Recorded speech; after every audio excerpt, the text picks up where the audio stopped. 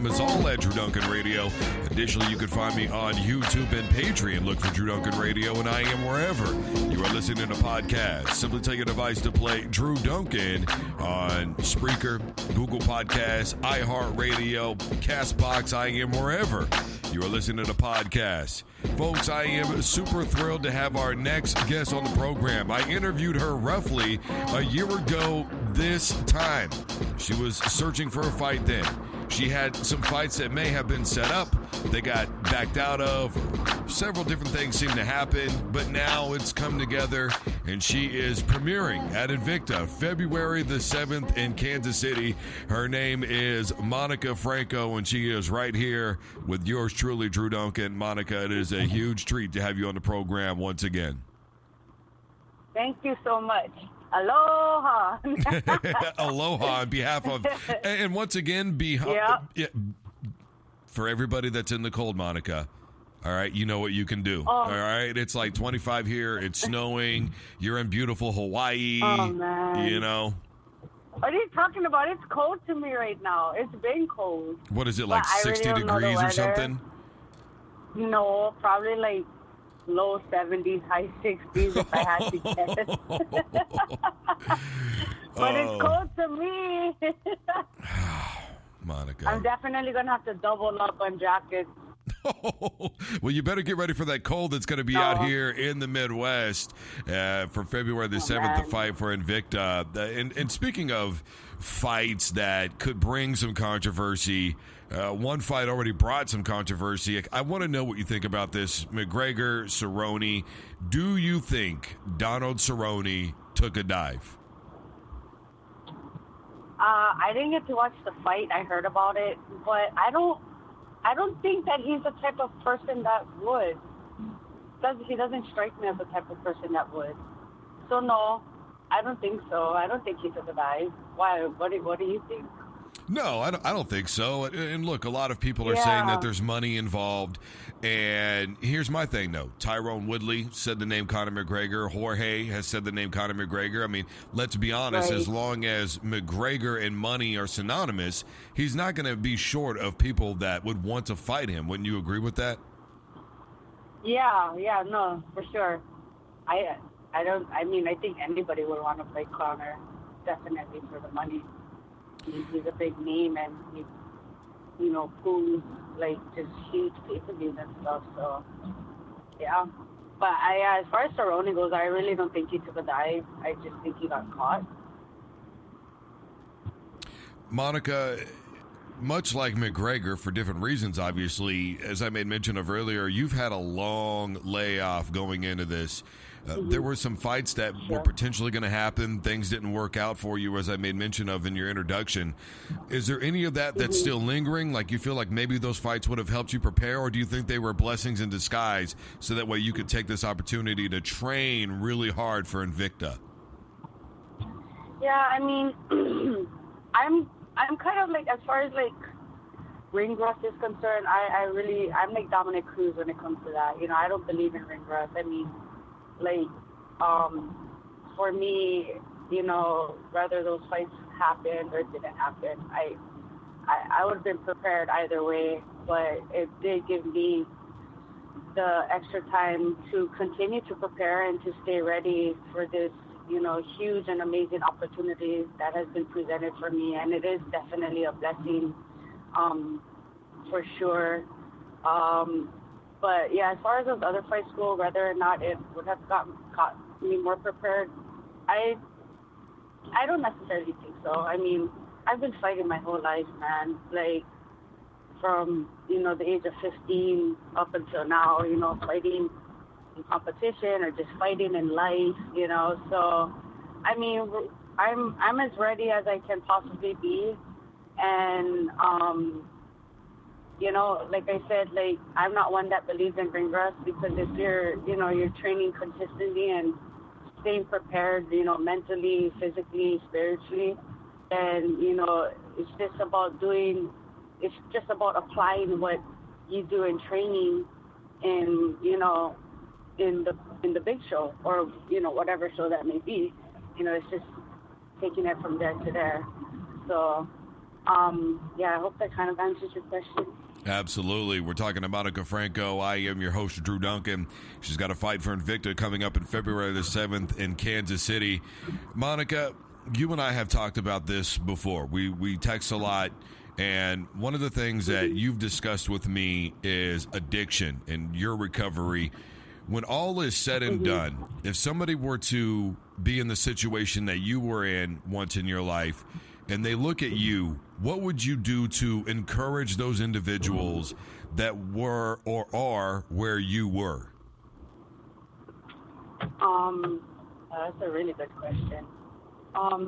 What would I say or do? I think sorry, let me think about this for a moment, because that's a good question and a deep question. I guess for me, if I had to say anything to them, it'd just be to, keep trying and to keep pushing for those little moments of success, and know that it's going to be a hard and long journey. But if you keep pushing for those little moments where you have breakthroughs, and to just hold on to those moments until you can get to a higher ground or a better ground, then it eventually gets better. Because like for me, like it was like relapse, and then I got sober, and then it was maybe a year or two, then it's a relapse again, then I got sober, and then that pattern kind of like continued. But I think like every time like I had a relapse, the relapses were less, the amount of time, like I don't know if that's making sense, but it was like it lessened. But I eventually got to a point where I just had enough of feeling the way I felt, when I was like on substances and stuff like that, and I just came to a point in my life where I knew that I needed a change, and I wanted a change, and I knew that I needed to make this change in order for my life, for me personally, to progress, But I mean, like I said, it wasn't easy. It was like up, down, up, down, up, down. But I never gave up. I never gave up. I always had that desire. So as long as you have that desire from within, even if you're still struggling with the addiction, if you still have that desire to want to get better, to want to change, then eventually it's going to come, as long as you never lose your desire to want to overcome these things. So, yeah. Is this why you fight so hard, Monica, the way that you do? Is it all about focus and making sure that you never find yourself down that path again? I feel like that's one of the reasons. It's definitely an outlet for me to stay focused. It's a healthy outlet for sure.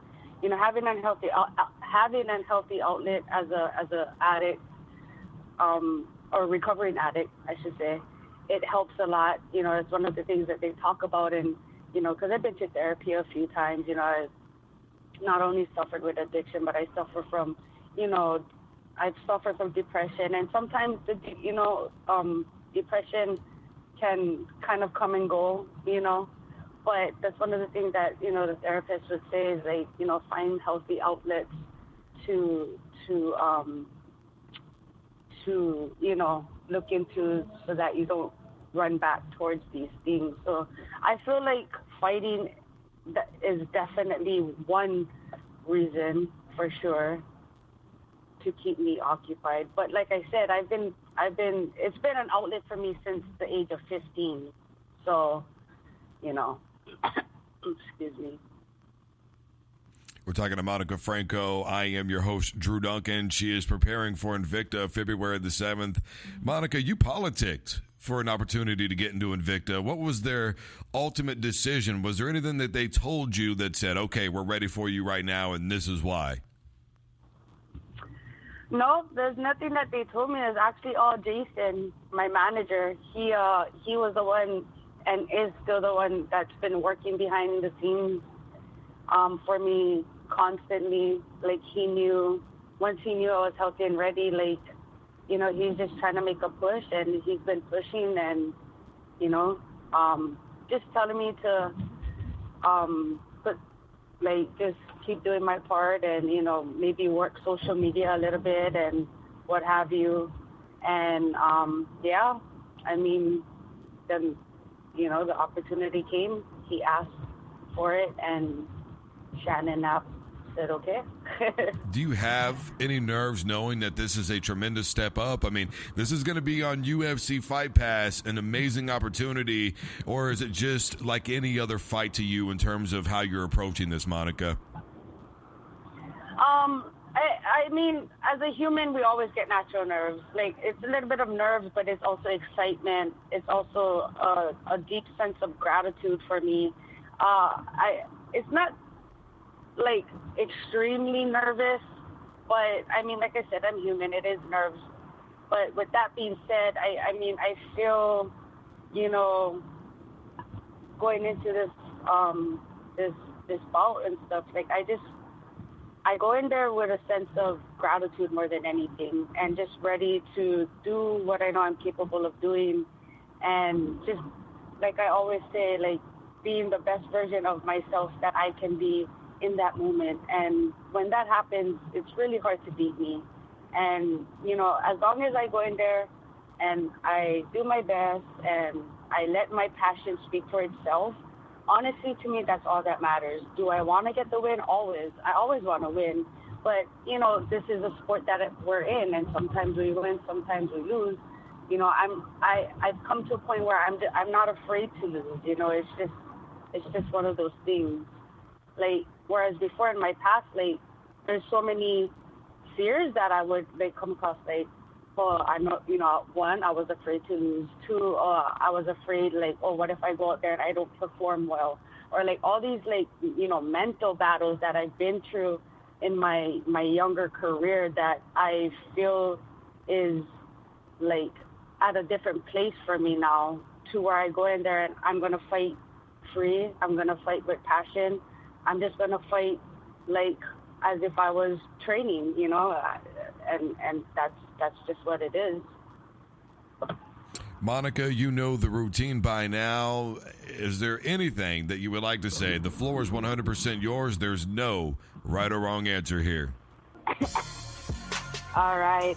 Yes, well, I definitely would like to thank Shannon and Invicta for this opportunity to just compete on, you know, the biggest female-only promotion there is out there. I definitely like to thank my manager, Jason Adams, and Underdog MMA Management for, you know, continuing to stick with me and to support me. And, you know, I really appreciate that. I appreciate my Ohana, because if it wasn't for them, I don't know where I would be today. You know, they helped to make me the person that I am. Definitely like to shout out all of my teammates that I get to train with daily. You know, they're helping me become a better athlete and a better fighter. So here's some of my sponsors that I wanted to shout out as well. I got Six Chic, SureFit mouth guards, Defense soap, It's a clothing line, Gut Uppercut, Receptra CBD, Justice for Abby, Research Flatter, Heads Up Salon, Hawaii Federal Credit Union, Healthcare Training and Career Consulting Inc. And also with the mouth guards, they're the only mouth guards that when you're dehydrated or overheated, it'll change color to indicate whether or not, you know, you should get some liquids or rehydrate yourself. And obviously, thank you to you, Drew, for always giving me this platform to, you know, just have a conversation and to speak about, you know, things, not only necessarily fighting, but just life in general. And hopefully, you know, this this platform can help to, just inspire others to just keep fighting the good fight and keep, pursuing their dreams and their goals, because that's what life is about. If we're not doing, what we love to do, then what are we doing? So I encourage everybody out there that, is continuing to push for their goals and stuff to just keep at it, because it's going to happen. If you love it, if you love doing it, and you're good at doing it, then just keep doing it. And I mean, great things are in store for your future. That's all I got to say. Monica, tremendous as always, and it is an open invite anytime you would love to be on the program. I am more than happy to have you on, and hopefully we'll be able to meet at Invicta in Kansas City. Yeah, that'd be so bomb. That'd be major. I know that's right. Monica, thank you again, and best of luck to you coming up for your fight on Invicta on UFC Fight Pass. Thank you so much. You're very welcome. All right, everybody. I am Drew Duncan, and you can find me on YouTube and Patreon at Drew Duncan Radio, Facebook, Twitter, and Instagram is all at Drew Duncan Radio. And do not forget that I am wherever you're listening to podcasts. Simply tell your device to play Drew Duncan on Spreaker, Google Podcasts, iHeartRadio. I am wherever you're listening to podcasts. And as always, don't you dare touch that dial.